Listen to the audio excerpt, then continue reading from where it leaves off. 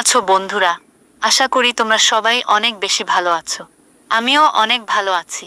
তাই তো তোমাদের জন্য নিয়ে আসলাম আমি নতুন আরেকটা গল্প। আশা করি তোমাদের কাছে এই গল্পটিও অনেক বেশি ভালো লাগবে। তাই আর কথা না বাড়িয়ে চলো গল্পটি শুরু করা যাক। তবে বন্ধুরা, তোমরা শুধু আমার গল্প শুনেই যাও, কিন্তু আমার চ্যানেলটি সাবস্ক্রাইব করো না। তাই তোমাদের কাছে অনুরোধ করছি, দয়া করে আমার চ্যানেলটি সাবস্ক্রাইব করে পাশে থাকো এবং কমেন্ট করে জানাবে গল্পটি তোমাদের কাছে কেমন লেগেছে। বন্ধুরা, আমার নাম উর্মি। আমার বয়স ৩-৫ এর মতো হবে। কিন্তু বয়স এত হওয়ার সত্ত্বেও আমি দেখতে একদম যুবতী নারীদের মতো। যে কেউ দেখলে আমার প্রেমে পড়ে যায়। কেউ বিশ্বাসই করে না আমার যে একটি ছেলে আছে। হ্যাঁ, আমার একটি ছেলে আছে। সে এখন ইন্টার সেকেন্ড ইয়ারে পড়তেছে। আমার স্বামী দেশের বাইরে থাকে দেখে আমি এবং আমার ছেলে ঢাকা শহরে একটি স্বনামধন্য এলাকায় বাসা ভাড়া করে থাকি। আমার কোনো মেয়ে নেই, আমার একটি মাত্র ছেলে। আমার ছেলের নাম নির্ভ। ও এখন ইন্টার সেকেন্ড ইয়ারে পড়ে। তাই আমি সারাদিন বাসায় থাকি। আমি এছাড়া কোনো কাজ করি না। আমার সংসারের কাজ আমি করে থাকি।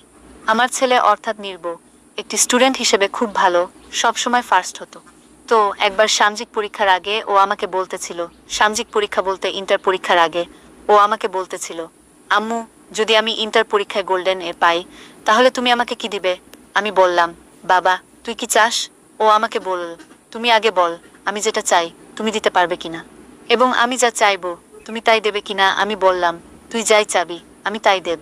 তুই শুধু পরীক্ষায় মন দিয়ে ভালো রেজাল্ট কর, তাতেই আমি খুশি, এবং এতে তোর বাবাও অনেক খুশি হবে। এবং তুই যা চাবি তাই তোকে দেব। আমি তখন একটু ইশারা দিলাম, তুই আমাকে বলতে পারিস তুই কি চাস। তখন সে আমাকে বলল যে, আমি এখন বলবো না আমি কি চাই, কিন্তু আমি গোল্ডেন এ পাওয়ার পর তোমাকে আমি বলবো যে আমি কি চাই, তখন তুমি না করতে পারবে না। প্রমিস করো। আমি তখন ওকে প্রমিস করলাম যে আমি না করব না, তুই আগে গোল্ডেন এ পা, তারপর তুই আমার কাছে যেটা চাবি আমি তোকে সেটাই দেব। তো যাই হোক, ওই দিনের মতো কথা শেষ। তেমনি আমি দেখতাম ও যেন কিভাবে আমার দিকে আরও চোখে তাকিয়ে থাকে। আমার কাছে খুবই অদ্ভুত লাগতো। তারপর মধ্যরাতে ওর রুম থেকে কেমন যেন একটু শব্দ আসতো।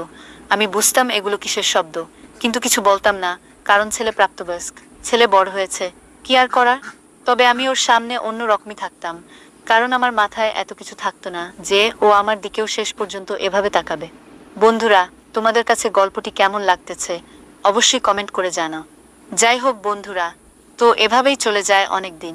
আমি অনুভব করতাম ও আমার দিকে তাকিয়ে থাকে, আমার জামা কাপড়ে কি যেন ভরে থাকে। এভাবেই চলে যায় দিন। ও পরীক্ষা দিয়ে দেয় খুব ভালো মতো, রেজাল্টও বের হয়, দেখি ও গোল্ডেন এ পেয়েছে। আমাদের তো খুশির কোনো সীমা নেই। ওর বাবাও যেমন খুশি, আমিও তেমন খুশি। তারপর একদিন রাতের বেলা ভাত খেতে বসলাম দুজনেই। ও আমাকে তখন বলতেছে, আম্মু, তোমার কি মনে আছে পরীক্ষার আগে তুমি আমাকে একটা ওয়াদা করেছিলে? আমি বললাম, কি ওয়াদা? তখন সে আমাকে বলতেছে যে আমি যদি গোল্ডেন এ পাই তাহলে আমি তোমার কাছে যা চাইবো তুমি তাই আমাকে দেবে। আমি তখন বললাম, হ্যাঁ মনে আছে। তুই কি চাস বল, আমি তোর বাবাকে বলবো সেটাই তোকে নিয়ে দিতে। তখন সে আমাকে বলল, না, এটা বাবা দিতে পারবে না, এটা শুধু তুমি দিতে পারবা। আমি তখন একটু কৌতূহল হয়ে জিজ্ঞাসা করলাম, কি সেটা? তখন সে আমাকে বলতেছে, আম্মু, তুমি আগে ওয়াদা করো তুমি লাগবে না বা কাউকে সবকিছু বলবে না। আমি তখন একটু আন্দাজ করতে পারতেছিলাম যে ও কি চাচ্ছে। তারপরও আমি ওকে জিজ্ঞেস করে বললাম, আচ্ছা ঠিক আছে, আমি কাউকে কিছু বলবো না, তোকে ওয়াদা করতেছি, তুই আমাকে বল। তখন ও আমাকে বলতেছে, আম্মু, তোমার সাথে বাবা যা করে দেশে এসে আমিও তোমার সঙ্গে সেটাই করতে চাই। আমি তখন বুঝি না। আমি তখন ওকে বললাম, বুঝি নাই, তুই ঠিক করে বল কি চাস। তখন ও আমাকে বলল যে আমি তো রীতিমত অবাক, আবার মনে মনে খুশিও হচ্ছিলাম যে ছেলের কাছে। যাই হোক, ভালোই হবে, অনেকদিন তো পাইনি, অনেকদিন পর ভাব, যাক ভালোই হবে। তখন আমি ওকে বললাম, রাগ দেখালাম ওর প্রতি, কিন্তু মনে মনে তো আমি অনেক খুশি। যাই হোক, তখন তাকে আমি বললাম যে এগুলো যদি জানাজানি হয়ে যায় তখন কি হবে।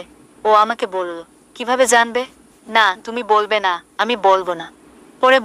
পরে আমি বললাম, আচ্ছা ঠিক আছে। যাই হোক, সেদিন রাতে আর আমরা কিছু করিনি। পরের দিন আমিও একটি শাড়ি পরলাম, ব্লাউজের ফিতা আমি বাঁধতে পারতেছিলাম না দেখে আমি ওকে ডাক দিলাম। তখন ও এসে বলল, জি। বললাম, আম্মু। আমি বললাম, ব্লাউজের ফিতাটা বেঁধে দে। এটা শুধু আমার একটা ফাঁদ ছিল। যাই হোক, ও বুঝতে পারে। তখন আমাদের মধ্যে অনেক সুন্দর একটি সময় পার হয়ে যায়। এভাবেই চলতে থাকে আমাদের দিনগুলো। আমি আমার স্বামীর অভাব পূরণ করতে পারতেছি, তাই আমি অনেক খুশি ছিলাম, এবং আমার ছেলেও অনেক খুশি।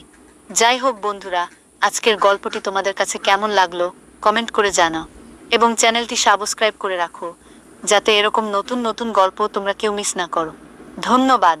দেখা হবে আগামী কোনো ভিডিওতে।